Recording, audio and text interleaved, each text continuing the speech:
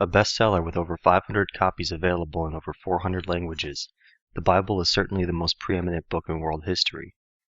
If reliance is any measure of reliability, then inarguably, the Bible is the most reliable book ever written. However, within the Bible is the most audacious claim, that it is not the product of man, but the inspired Word of God. Such a claim cannot be made unsubstantiated. For as long as the Bible has existed, this claim of divine inspiration has been attacked by countless scholars. A notable challenger to this claim was Voltaire, who predicted that within 100 years of his death, the only place one would find a Bible would be in a museum. However, within 50 years of Voltaire's death in 1778, his house and his own printing press were used to print Bibles. Today, Voltaire is consigned to museums, while the Bible enjoys more popularity than ever. While the preeminence of the Bible and its preservance through countless attacks is certainly remarkable, it does little to prove the Bible as the Word of God.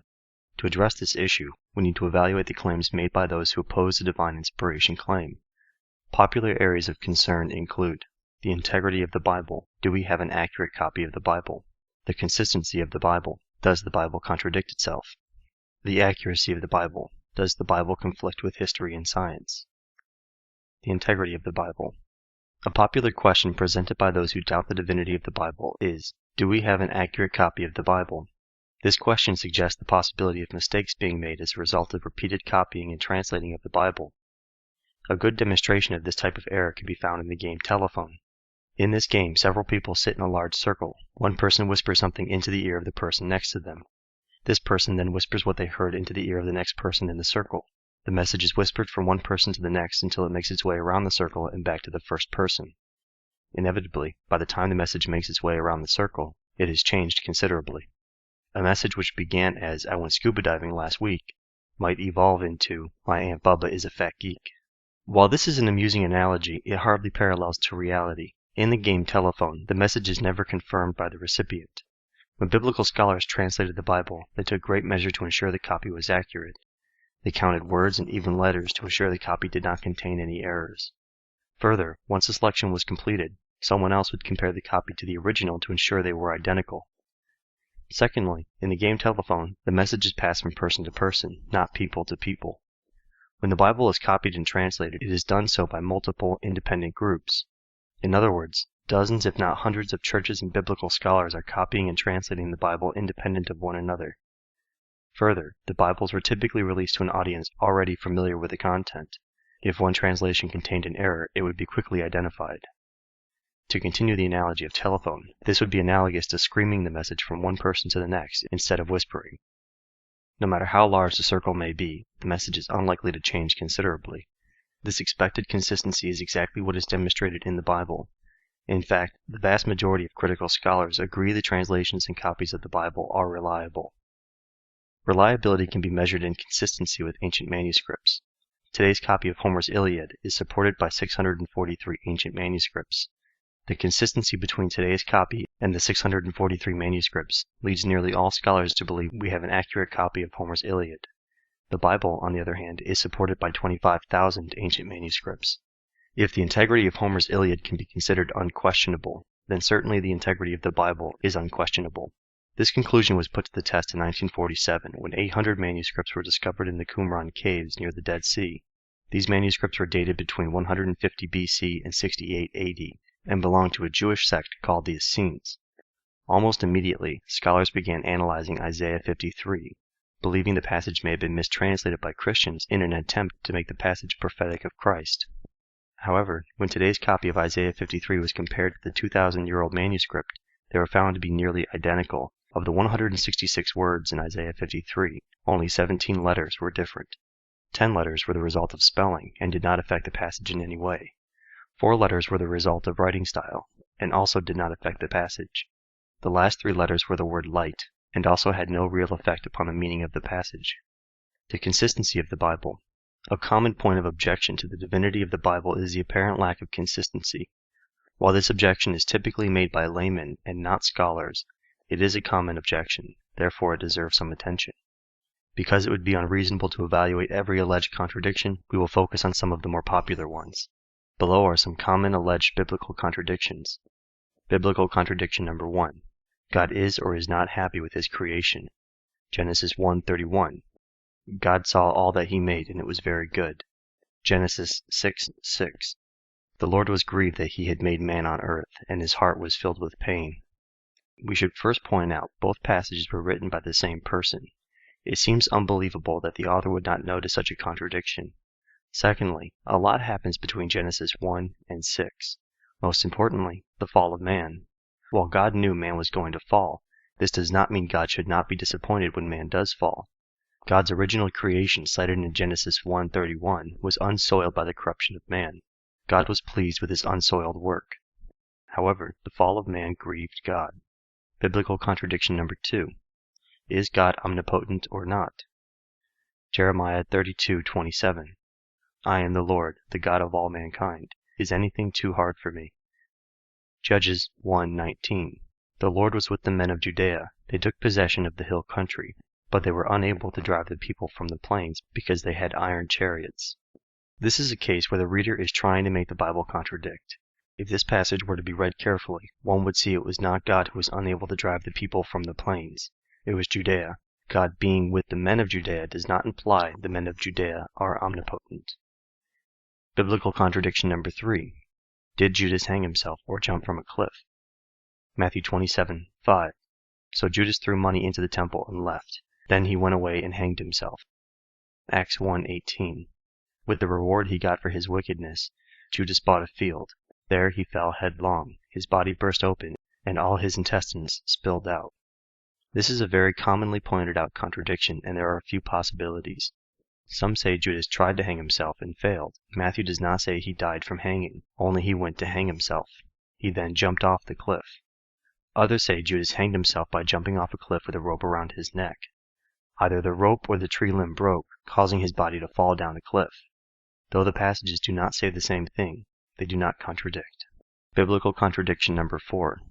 Was Christ crucified on the 3rd hour or the 6th hour? Mark 15:25. It was the 3rd hour when they crucified him.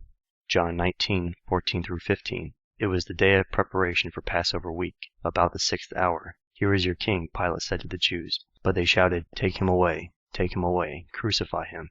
Shall I crucify your king? Pilate asked. We have no king but Caesar, the chief priest answered. John is using Roman time. The 6th hour in Roman time is 6 a.m. Mark is using Jewish time. The 3rd hour in Jewish time is 9 a.m. Roman time began at midnight, while Jewish time began at sunrise, 6 a.m. Using the information from both passages, we can see Jesus was judged by Pilate at 6 a.m. and was crucified at 9 a.m. Biblical contradiction number 5. Did Peter deny Jesus after the rooster crowed once or twice? Matthew 26:34. Jesus said to him, Surely I say to you that this night, before the rooster crows, you will deny me 3 times. Luke 22:34. Then he said, I tell you, Peter, the rooster shall not crow this day before you will deny 3 times that you know me. John 13:38. Jesus answered him, Most assuredly, I say to you, the rooster shall not crow till you have denied me 3 times. Mark 14:30. Surely I say to you, that today, even this night, before the rooster crows twice, you will deny me 3 times. Again, this alleged contradiction is frequently cited. However, a contradiction does not exist. Mark said the rooster would not crow twice. Everyone else only mentions the rooster crowing. Matthew, Luke, and John do not state the rooster will only crow once. It should be mentioned that the term rooster crow is referring to the morning.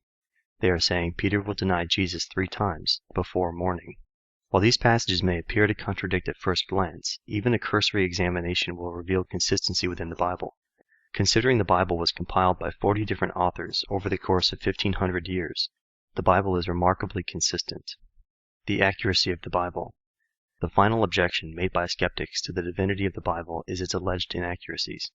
A common practice of historians, anthropologists, and archaeologists is to identify claims and events found within the Bible to demonstrate its inaccuracies.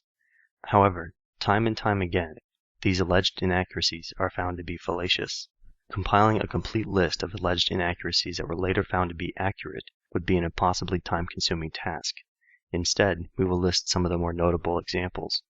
Below is a list of claims and events found within the Bible that were at one time alleged to be incorrect, and later found to be accurate. The early domestication of camels. For many years, the scientific community rejected the idea of domesticated camels as early as the time of Abraham, or Abram. However, archaeologists have since discovered paintings of domesticated camels on the walls of the Temple of Hatshepsut, dating to the time of Abraham. The discovery of the Tower of Babel. For centuries, the scientific community dismissed the story of the Tower of Babel as a myth. According to the Bible, a society living near Babylon attempted to build a tower tall enough to reach the gods. God was so offended by this that he disrupted their progress by plaguing them with many languages, or Babel. Archaeologists eventually discovered a fragment of a clay tablet in Babylon, which described a temple atop a ziggurat, a tall tower, that offended the gods. Their progress was interrupted by speech made strange. Written language prior to 1400 BC. Many archaeologists dismiss Moses' authorship of the Pentateuch, Genesis, Exodus, Leviticus, Numbers, and Deuteronomy, because they believe written language did not exist at the time of Moses. However, they have since discovered examples of written language within Babylon, dating to the time of Moses. The fallen wall of Jericho. Archaeologists were initially skeptical of the existence of Jericho, let alone the biblical story of the fall of the wall of Jericho. However, archaeologists have since discovered the city. Along with the city, archaeologists found one of the walls of the city had fallen outward away from the city. The existence of iron prior to the Iron Age.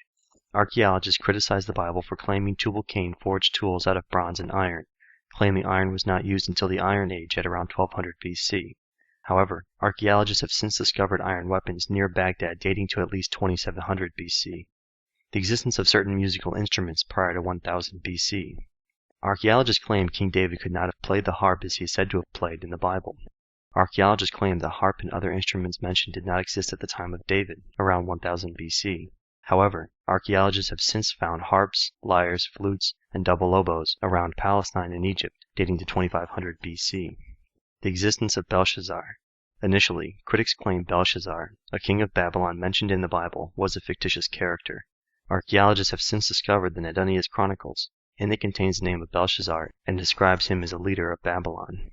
The early existence of the Hittites. Archaeologists once claimed the Hittites mentioned in the Bible could not have existed at the time of Abraham. However, archaeologists have since discovered hundreds of artifacts identifying an early Hittite culture, dating to the time of Abraham. The existence of Edom. The nation of Edom mentioned in Obadiah was once thought to be historically inaccurate. Archaeologists argue Edom did not exist until at least the 8th century BC. However, archaeologists have since discovered ruins that date Edom to at least the 10th century BC, the time indicated in the book of Obadiah. The existence of King David. Many archaeologists once claimed King David was a mythical character. However, in 1933, fragments from a stone monument was found at Tel Dan, which identifies King David and the House of David. The monument was erected in honor of a battle cited in 1 Kings 15:20 between King Asa and Israel. This battle was also once believed to be a myth. The completion of a census by the Romans. Archaeologists and historians once believed the Roman Empire would not complete a census as mentioned in the Gospel. Today, however, nearly all archaeologists and historians are in agreement that Rome did in fact conduct a census every 14 years. While the historical accuracy of the Bible is still questioned by many, the number of alleged inaccuracies decreases with the continued advancements in archaeology. In fact, never has an archaeological discovery discredited the biblical account. It may be stated categorically that no archaeological discovery has ever controverted a biblical reference. Scores of archaeological findings have been made which confirm in clear outline or exact detail historical statements in the Bible, and, by the same token, proper evaluation of biblical description has often led to amazing discoveries. Dr. Nelson Glueck, Rivers in the Desert. Is the Bible the Word of God? While it is difficult to prove the divine inspiration of the Bible, it is easy to discredit alleged proof that the Bible is not the Word of God. Thousands of people, over the course of thousands of years, have done their best to discredit the claim that the Bible is the inspired Word of God, with little effectiveness.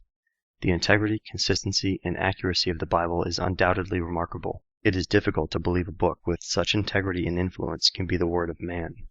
For this reason, many conclude the Bible can only be the result of divine inspiration.